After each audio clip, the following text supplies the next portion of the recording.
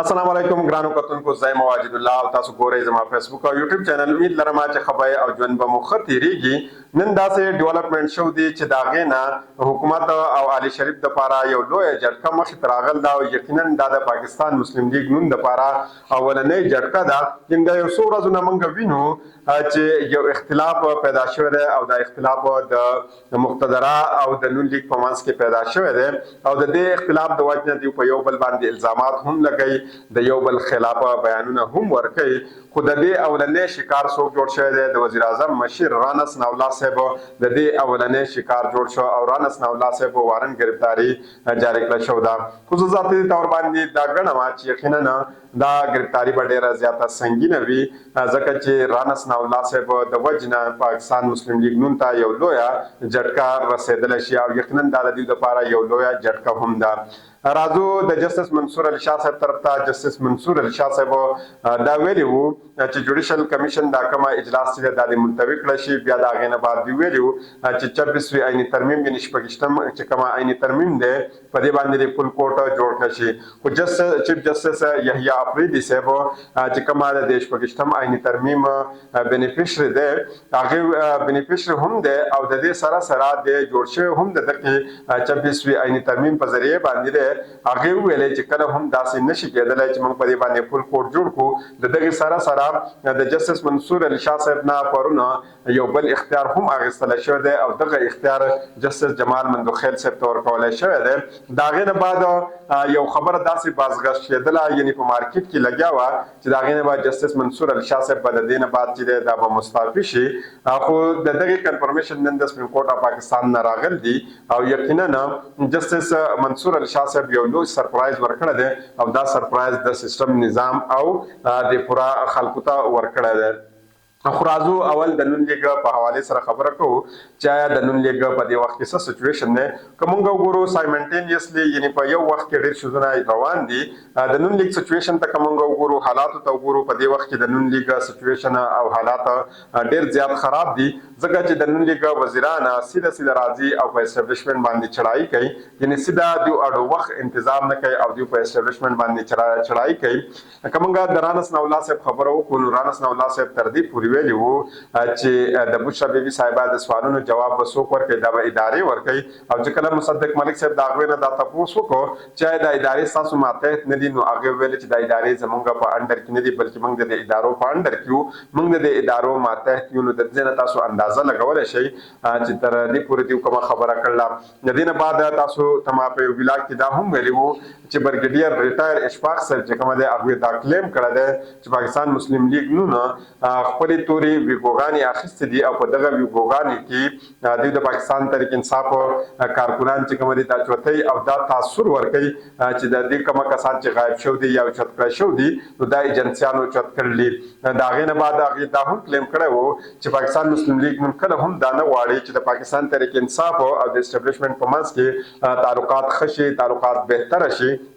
هغه ویلې دي چې د پاکستان چې څومره ادارې دي یا اسټابلیشمنت دی د دې د بدنامولو دا ټیکه چې دا چا اخیستې ده د نون لیګ اخیستې ده د هغې نه بعد موږ بیا دا ولیدل چې کله د ډي چوک اپریشن وشو نو زموږ چې کومه وزیر اعظم صاحب دی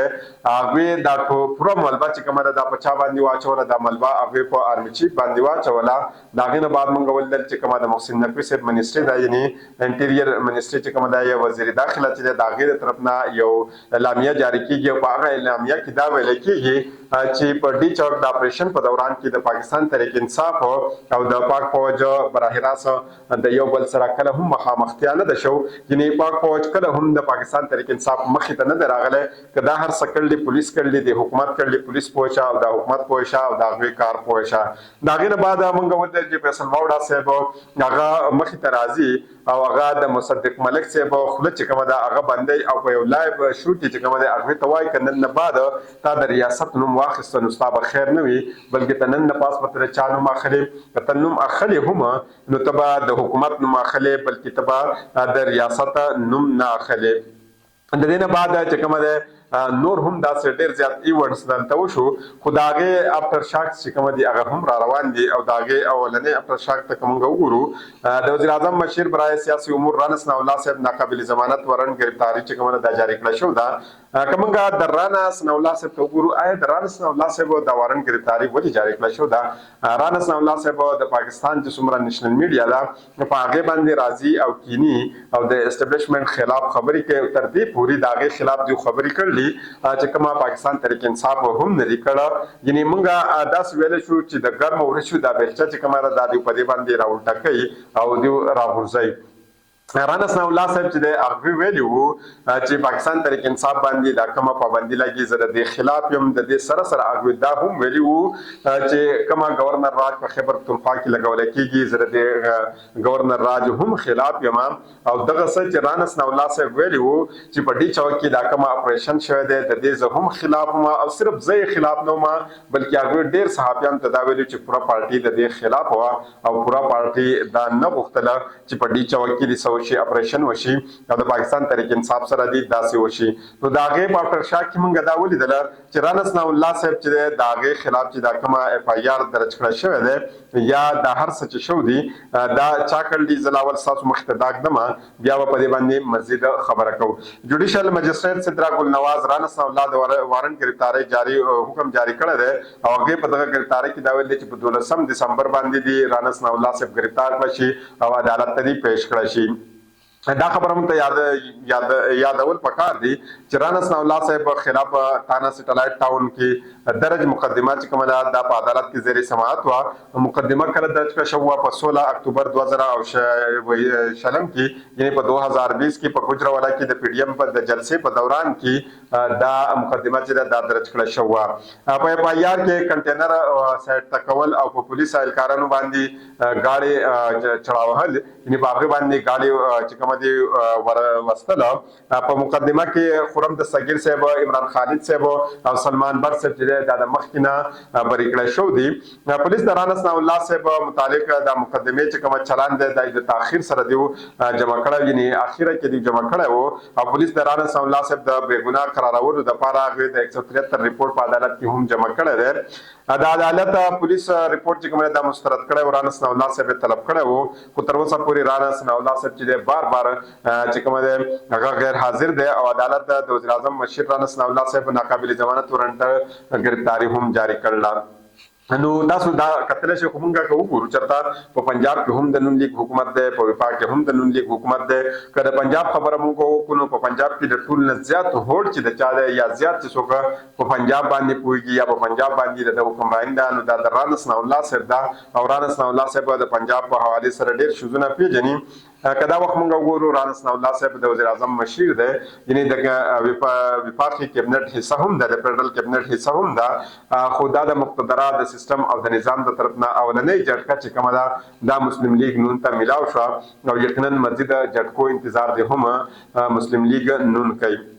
نو اوس راځم او د سپریم کورټ په حواله سره درته وایم چې د سپریم کورټ سینیئر ترین جج جسټس منصور علي شاه صاحب د طرف نه یو تقرار یو تقریب کې هغه خطاب کوو په هغه په خطاب په دوران کې بار بار د عیني بنچ کې د نه شاملېدو تذکرہ کړل یعنی بار بار هغه د تذکرہ کړل لاول د دې د اول سر کې چې کوم خبر شو د تاسو مخ ته एकदम بیا چې کوم زموږ مین ټاپک د هغه طرف ته زو یو هغه ویلې چې معصومان چې د انصاف رحم کول متعلق په تقریب ته هغه خطاب کوو باقي جسټس منصور علي شاه صاحب دا و چې د ماشومان حقوق د چې کومه د عدالت تر د احساس شته ده هغه چې ماشومان نه صرف زموږه مستقبل له بلکې دا زموږه موجوده وخت هم ده زموږه حال هم ده او ماشومان د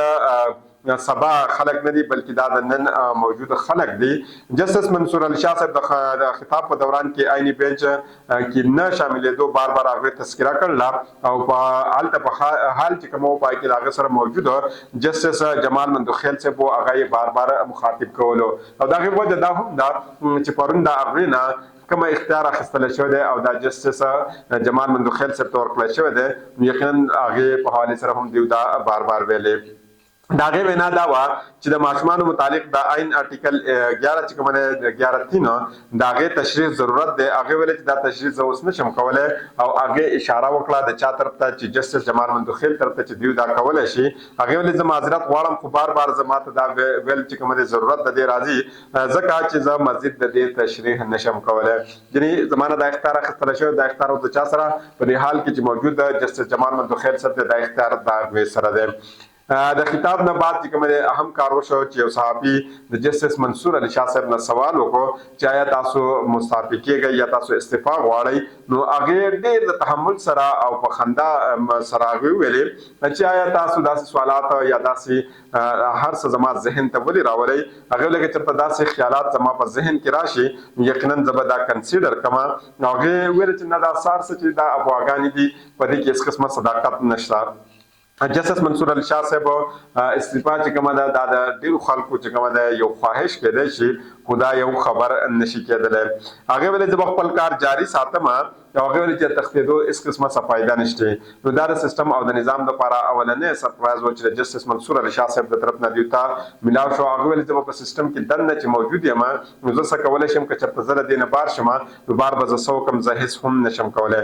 جسټس منصور علي شاه صاحب وینا دا وایي چې شپږویشتم آئیني ترمیم په دې باندې د پل کوډ جوړ کړی شي. نو اخر دوی دا خبره ولې کوي چې په دې باندې دا پل کوډ جوړ شي ځکه که دا وخت موږ وګورو نو ولس ټوټل ججان دي په سپریم کورټ کې، خو دا ټوټل ججان چې کوم دي د آئیني ترمیم په ذریعه باندې نه دي راغل بلکې په دې کې عام زیاتو خلکو سوچ دا دی چې کومه د جسټس منصور علي شاه صاحب دی ځکه چې جسټس منصور علي شاه صاحب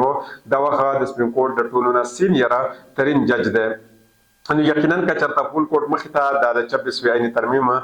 دا کیس کېښودلی شي نو دا هلته الوزولی کېدی هم شي، دا کیس هلته ختمېدلی هم شي. نو د دې وجې نه جسټس منصور علي شاه صاحب ته دا امید دی که چېرته دا د پل کوډ مخې ته کېښودلی شي نو دا به ختم شي. مزید ډیټیل زه ستاسو مخې ته په راتلونکي ویډیو کې ږدم. د بلې ویډیو پورې ماته اجازت راکړئ.